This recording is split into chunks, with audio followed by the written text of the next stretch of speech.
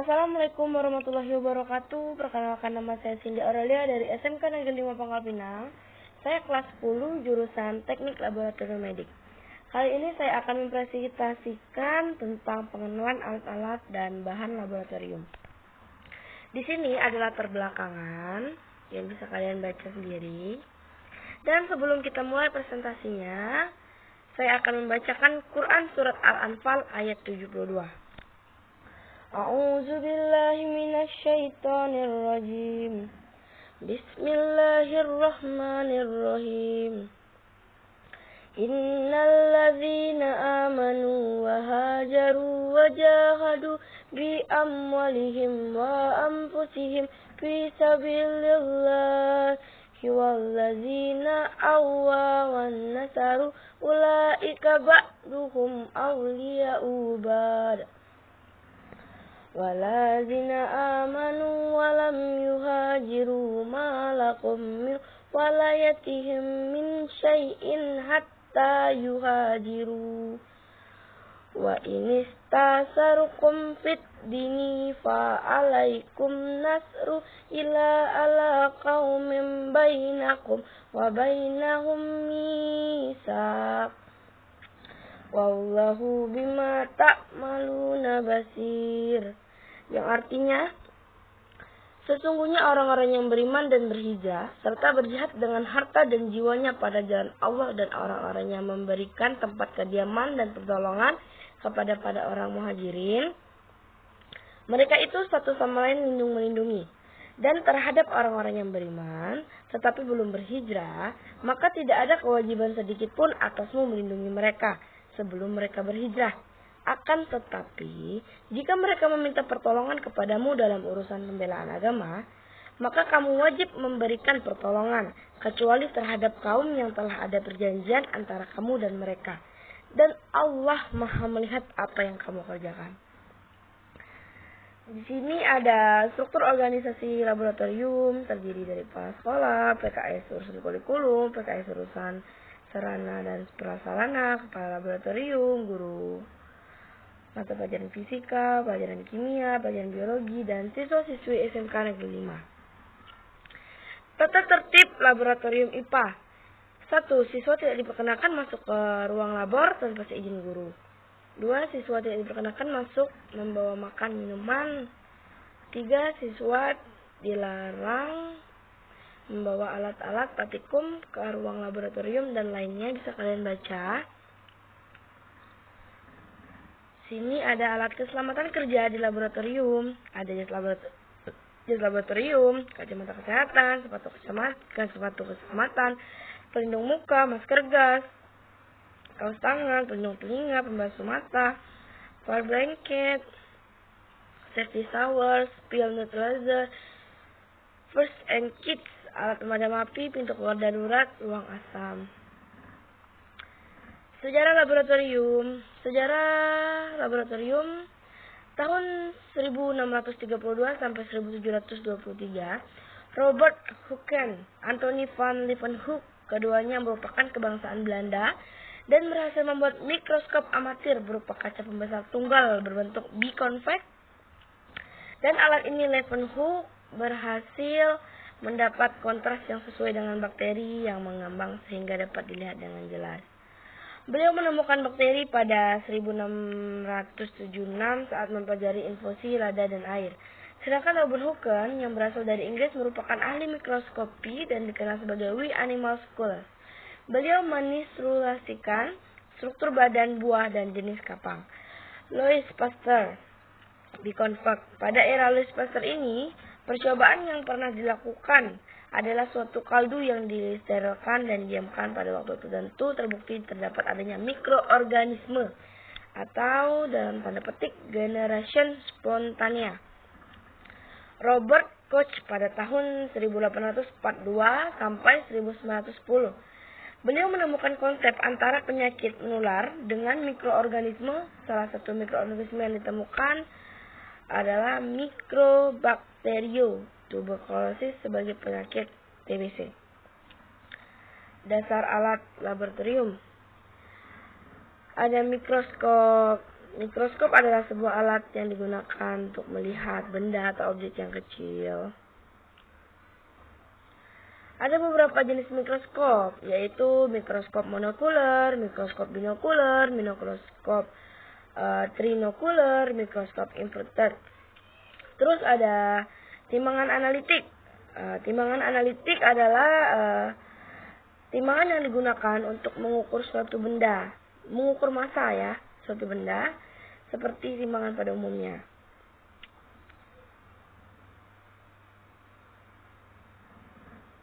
Di sini ada mikropipet, sebuah alat laboratorium yang digunakan mengambil atau memindahkan cairan dalam jumlah sedikit dan secara akurat.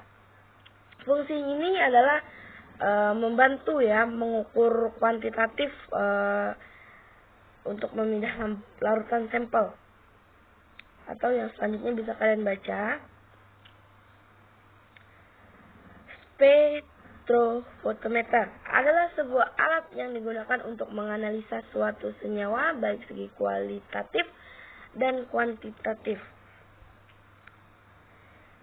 Di sini bisa kalian baca fungsinya, dan ada beberapa spektrofotometer yang sering kalian dengar, diantaranya spektrofotometer vis, spektrofotometer UV vis, infrared. HPLC atau sering disebut High Performance Liquid Chromatography adalah salah satu alat laboratorium farmasi yang digunakan menganalisa sampel liquid atau padatan melalui proses preparasi terlebih dahulu.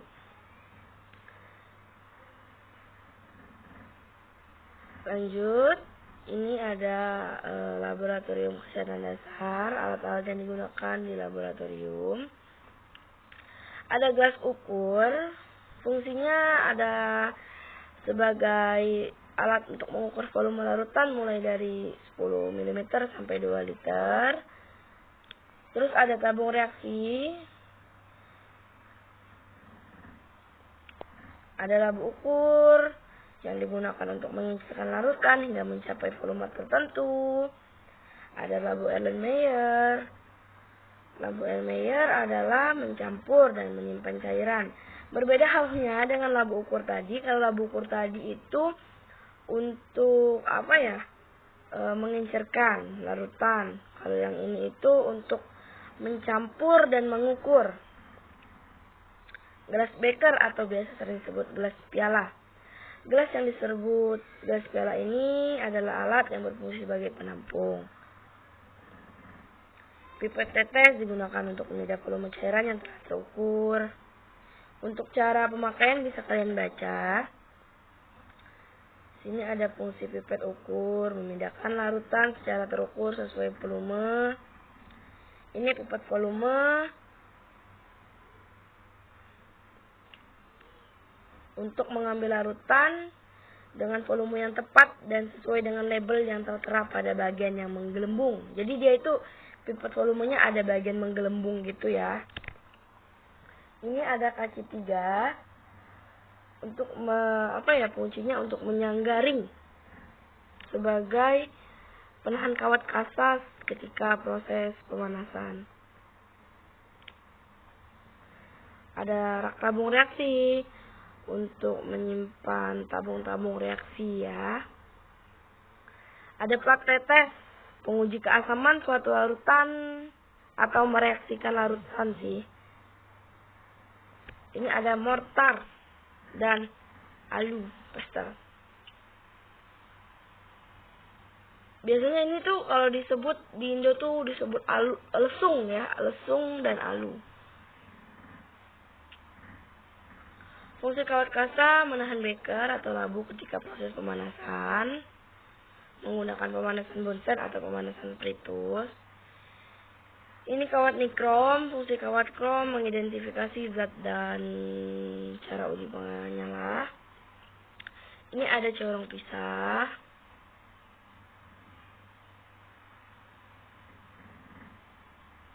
Batang pengaduk digunakan untuk mencampur cairan dengan bahan kimia untuk keperluan praktek di labor. Ini ada gelas kaca atau gelas arloji. Ini biasanya digunakan buat tempat sebagai tempat benda yang tengah berada dalam proses pengamatan dan sebagai tempat untuk menyimpan bahan yang akan ditimbang. Labu destilasi fungsinya adalah memisahkan suatu larutan ke dalam masing-masing komponennya. Bisa juga didefinisikan sebagai suatu metode pemisahan bahan kimia berdasarkan perbedaan kecepatan dan volatilitas atau kemudahan menguap. Ini ada kondensor, alat laboratorium yang memiliki fungsi untuk mendinginkan cairan panas dan mengembunkan uap. Spatula plastik dan logam, kedua jenisnya ini mengambil bahan kimia padatan atau kristal.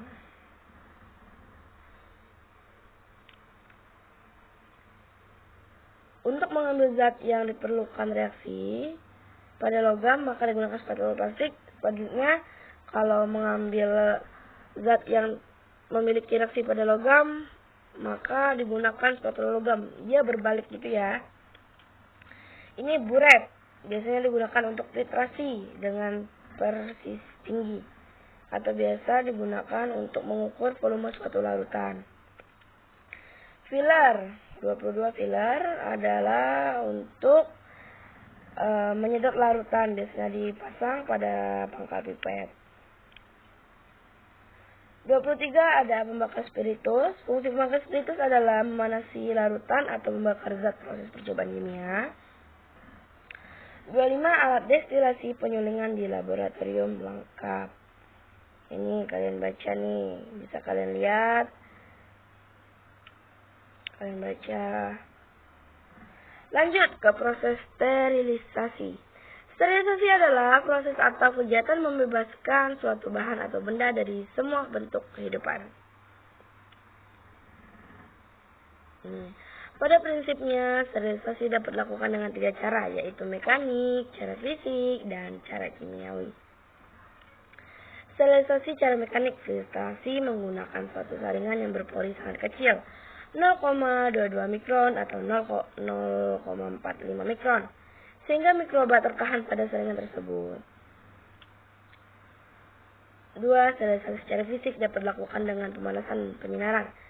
A. Pemanasan pemijahan dengan api langsung, membakar alat pada api secara langsung, contoh alat, jarum inokulum atau sebut jarum ose, pinset, batang L. 2. Panas kering. Sterilisasi dengan oven kira-kira 60 sampai 180 derajat Celcius. Sterilisasi panas kering cocok untuk alat yang terbuat dari kaca, misalnya Erlenmeyer, tabung reaksi, atau cawan. 3. Ada uap air panas. Konsep ini mirip dengan mengukus, bahkan yang mengaduk air lebih tepat. Menggunakan metode ini agar tidak terjadi dehidrasi. 4. Uap air panas bertekanan menggunakan autoclave. B. Penyinaran dengan ultraviolet UV. Sinar UV juga dapat digunakan untuk proses sterilisasi, misalnya untuk membunuh mikroba yang menempel pada permukaan interior safety kabinet dengan disinari lampu UV. 3. Sterilisasi secara kimiawi biasanya menggunakan senyawa disinfektan, antara lain alkohol. Ini ada corong pemisah.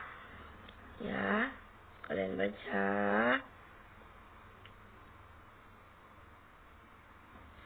Bahan berbahaya di alat laboratorium: amonia, asam sulfat, asam klorida, formalin, natrium hidroksida, kloroform. Ya. Di sini ada gelas ukur dalam bahasa Inggris. Tabung reaksi. Di sini dalam bentuk bahasa Inggrisnya ya. Bisa kalian baca.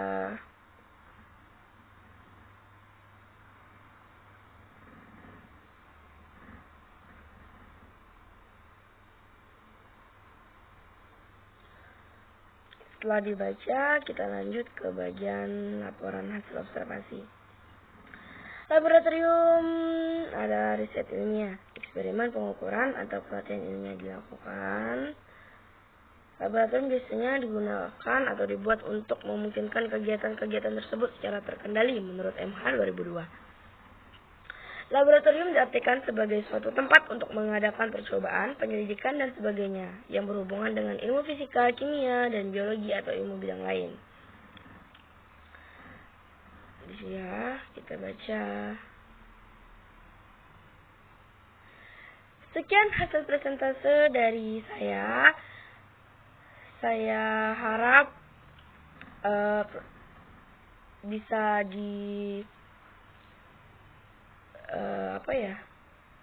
saya harap bisa berguna dengan baik dan bisa dipahami. Saya akhiri dengan wabillahi taufiq wal hidayah. Wassalamualaikum warahmatullahi wabarakatuh. Terima kasih.